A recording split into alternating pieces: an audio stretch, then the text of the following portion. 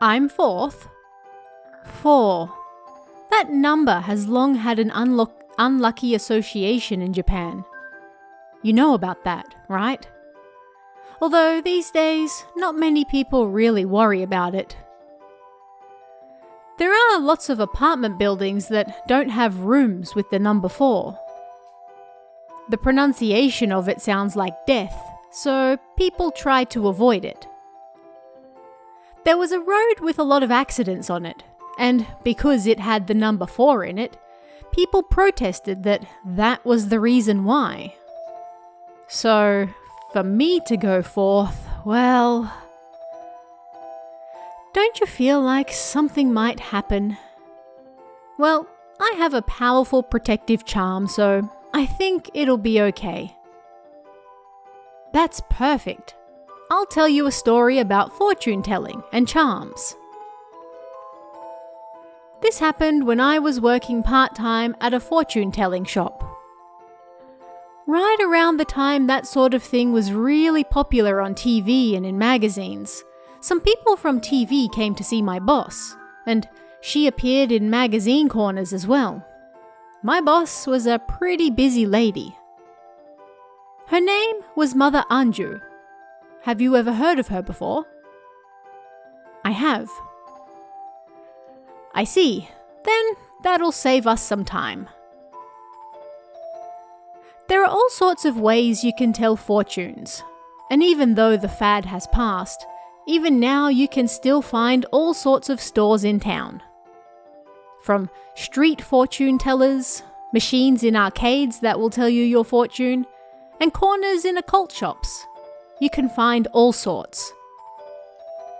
They even say there are some fortune tellers who make hundreds of thousands each month telling fortunes to companies and politicians they're contracted with.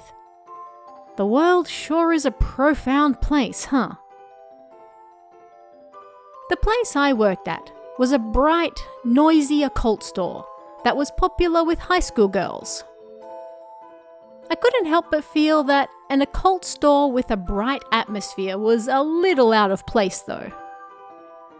Most of the customers were girls around your age, Yoko, and they'd all talk and run around, so it wasn't really that different to a clothing or general store. And the only thing they really pay any attention to is fashion, right? If I recall correctly, 4-leaf clovers, that symbol of good luck, they're mass-produced by selective breeding. And rabbits' back legs, they're sold to ward off evil simply because they have a good shape. But in reality, they use their front legs as well. It's no surprise you can't feel anything from the she character in Shimpi, or Mystery, either. But there are all sorts of dangerous things you can pick up if you're just looking to be fashionable. Generally, most people don't know anything about fortune telling or curses.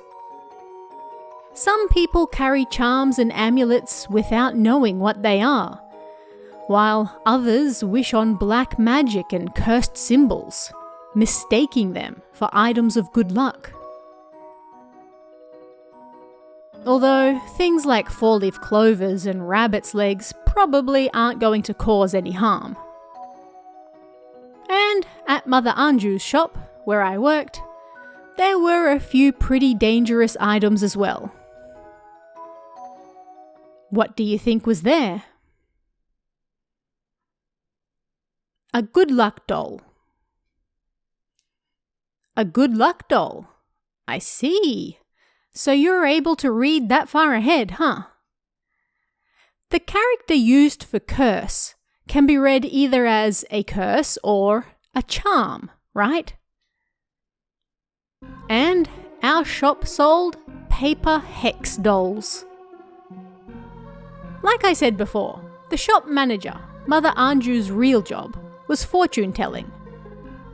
Of course, she had her fortune telling room in the store, and day after day, all sorts of people came to her with their problems. When the results of her fortune reading were good, there wasn't much of a problem. But when she read something awful, it could get real bad. Some people cried, screamed, got angry, acted out. Some even passed out in shock. The reason Mother Anju sold these hex dolls was to relieve the stress of those people who were troubled by their readings. There's no need to feel down. This reading is only one possibility. And if you think that you will be unlucky, then you will make it so. First, you must treat your heart, she'd say, and recommend that they get that doll. Write the name of the person you hate on this doll, and then hit a nail through it. Well, this type of curse has been around for a long time, right? But apparently you could also burn the doll or cut it up as well. Mother Anju calculated that when her clients caused harm to the doll, it would help relieve their stress. Perhaps it's some sense that fortune tellers possess. These dolls of hers were handmade, and before long, they became an incredibly popular item in the shop. The high school girls who heard about it through word of mouth then made the dolls even more popular, I think. For a while, I often saw the dolls hanging off their school bags around town. Although I never heard any stories that the curses had been successful. I don't know whether it's something to be happy or sad about. But thanks to the dolls suddenly selling well, Mother Anju, who made them by herself, was unable to keep up with demand. And so I started to help her. There were no other part-timers, so Mother Anju and I worked hard making them. All the time wondering how long they would continue to be popular. Then one day, I got a letter addressed to me at the shop. The sender didn't write their name. Wouldn't you be shocked if you suddenly received a letter like that? Nervously, I opened it, wondering if maybe there was a razor or something hidden inside. Luckily, there wasn't, but what do you think was in there? A letter of gratitude. That's right. Surprisingly, there was a letter of gratitude in there. Judging by the letter, it was from a high school girl, and it seemed that the doll I'd made was successful for her. None of the dolls I made by myself or bought through the mail ever worked up until now, but thanks to the one you made, my curse was successful. Thank you so much. All of this was written over 3 pieces of paper. What's wrong, Yukari-san? Mother Anju asked me with a worried look on her face. She thought that it was perhaps a letter of harassment. I thought I had to ease her mind about it. Don't worry, it's just a prank, I said, and then I showed it to her.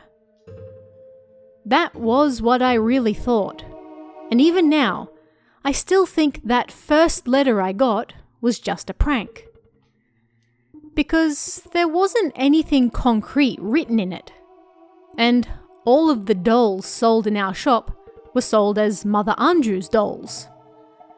So for the letter to be addressed to me was weird, and it's normal to think that it had to be a prank from a friend or something. But that wasn't the only letter of gratitude that I received, and most of them came from customers who bought those hex dolls. Unlike the first letter that seemed to be a joke, these mentioned who they cursed and what happened, and the writer's own address and name were clearly written as well. Most of them were young girls. There were all sorts of reasons for why these girls wanted to curse people, but the biggest was, of course, over love. As for the results they got from using the hex dolls, they made people catch colds, some sprained their ankles, some got in trouble with their parents. There were all sorts of things that might happen regularly in daily life. But nobody was killed. I think high school girls these days don't know how to do the Hour of the Ox ritual, you know?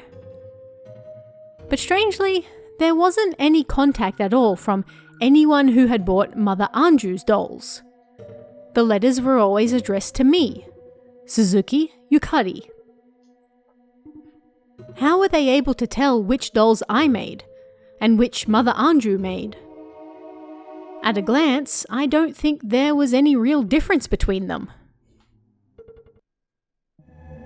I wonder how Mother Anju felt, seeing the dolls I made receive such praise. She slowly stopped smiling.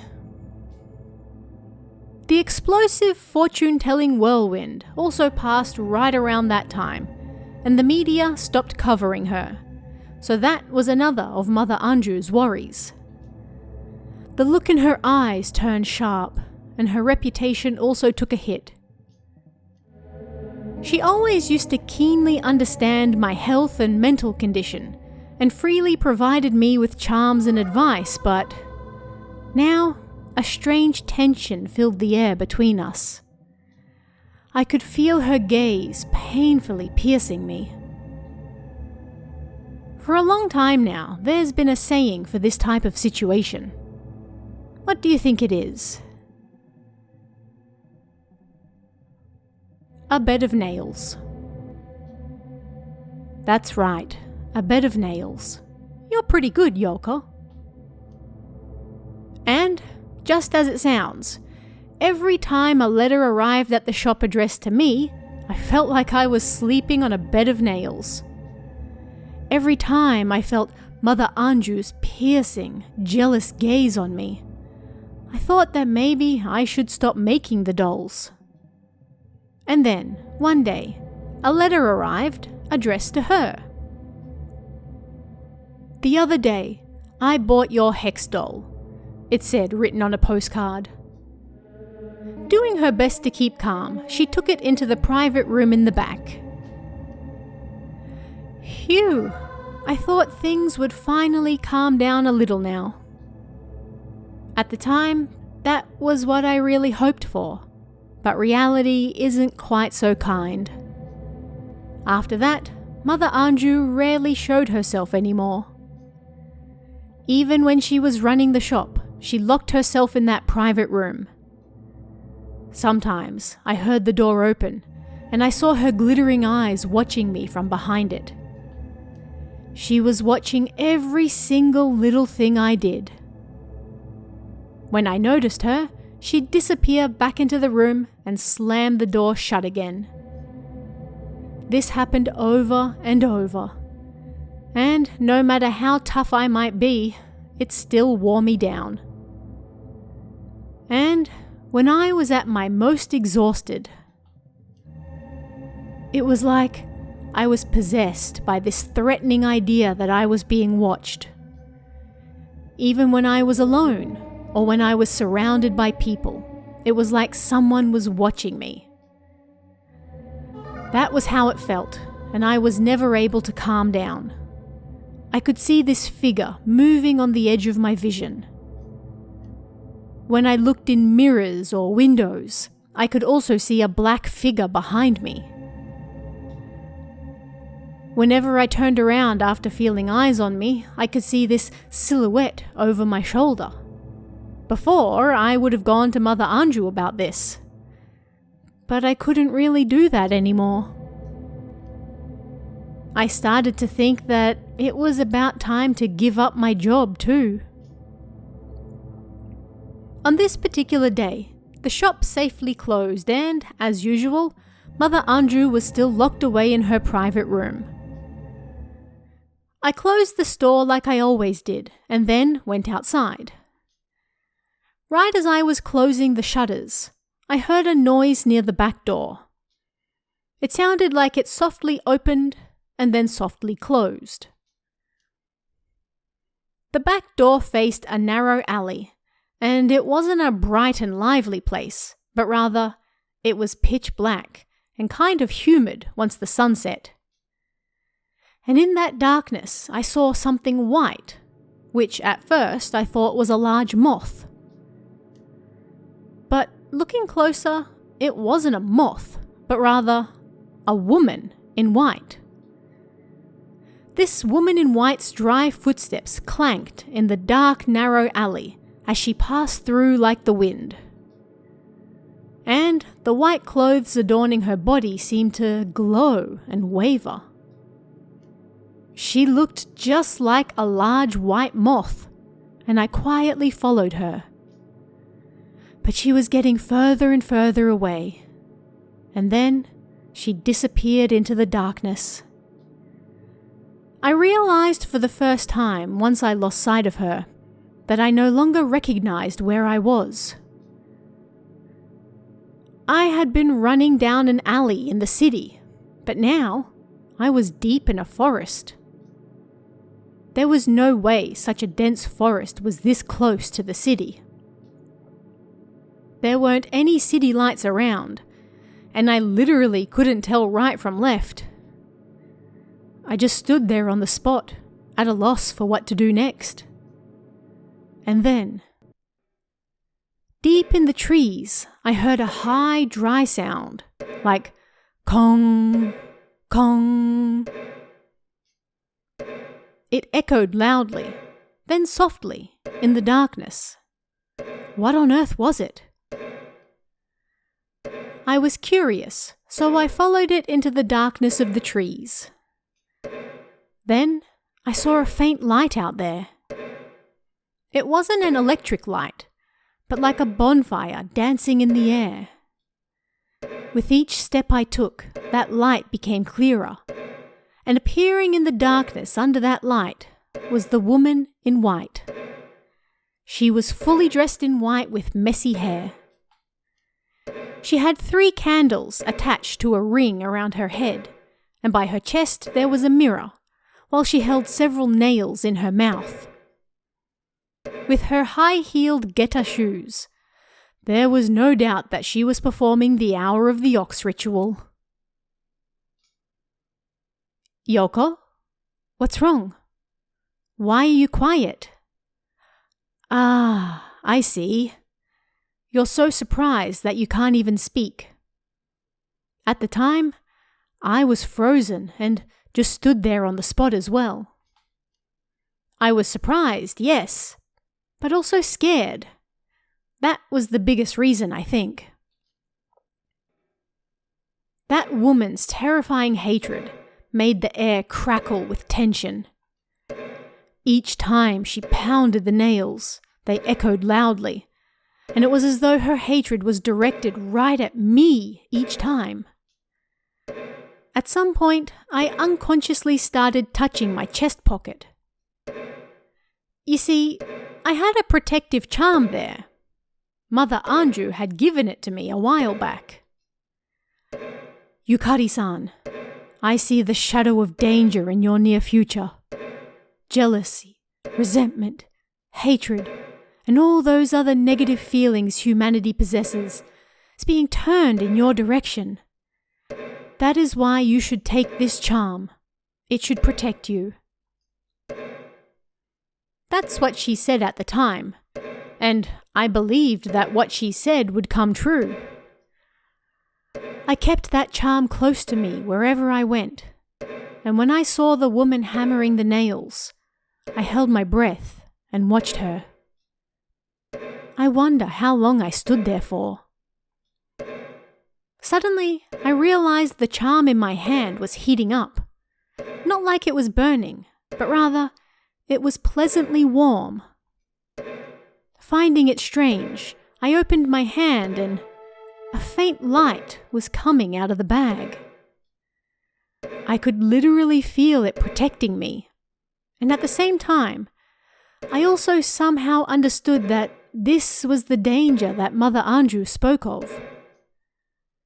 And then the direction of the wind changed, blowing pleasantly against my back. I think it was thanks to that charm and the wind that the almost painful malice I had just felt now completely disappeared from around me. And then, just for a second, a warm light lit up the area. Of course, that light came from my charm, and the woman chanting the hex turned to look at me in surprise, bathed in that light. That woman, I didn't know her face. Although, if I had to say, then I should say that I did recognize her eyes. Although they were wide open in fear, there was no way I couldn't recognize those eyes. Those large, glittering eyes that always watched me. Yes, no doubt about it, those were Mother Anju's eyes. Even I was surprised. I had never seen Mother Anju's bare face before. Normally, she always wore heavy makeup and covered her face with a thin veil, meaning I only ever saw her eyes.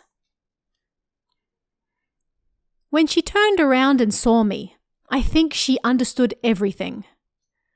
For a moment, defeat flashed in those wide-open eyes, and then she felt her knees in disappointment and stayed there, frozen on the spot. I wondered if I should approach her, and then Mother Anju's body turned into a fine mist and scattered. It was deep green in colour, just like a blue mold dispersing. It certainly wasn't very nice, but anyway, it lasted just a moment. The wind quickly blew that mist away, and the only thing left was the hex doll and some nails she had been hammering into it. My name was right there on the doll, and of course, it was one of the dolls from our shop. Although I couldn't tell which one of us made that particular doll. Did I make it, or did Mother Anju? This is only something I can talk about now, though. I think Mother Anju really was an incredibly powerful fortune teller. I can't even begin to compare to her. So then, why didn't her hex dolls have any effect? Well, maybe the powers we possess are different, to put it simply. I'm the type who can exert my will and power, even if only a little. But she was able to read people's hearts and minds, understand what the cards were telling her, and even sense what was happening from the flow of the air around her.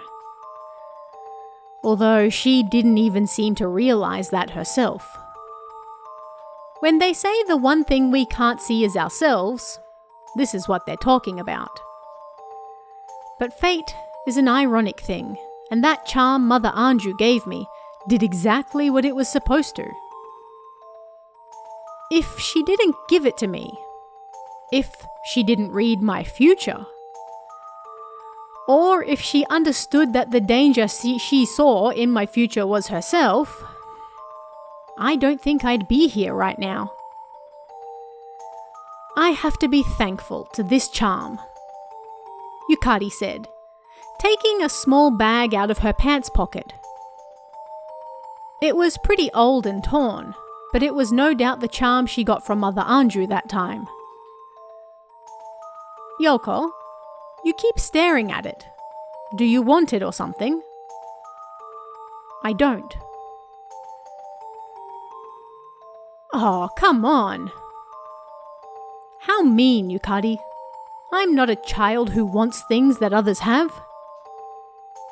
If you don't want it, then fine. And I can't show it to you anyway.